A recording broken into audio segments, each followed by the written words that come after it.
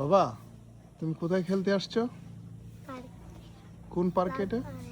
হ্যাঁ, লাল পাহাড়ে। লাল পাহাড়ের। এখানে কি তোমার এটা কি তোমার বাসা কাছে? নানা বাড়ির কাছে না এটা? এটা অনেক সুন্দর।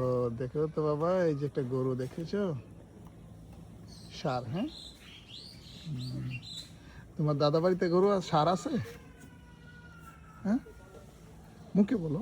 হুম, হুম, হ্যাঁ, আছে। হুম, তুমি কি এখানে খেলা করে অনেক মজা পেয়েছো? মুখে বলো। হ্যাঁ, হ্যাঁ, হ্যাঁ। নাইস।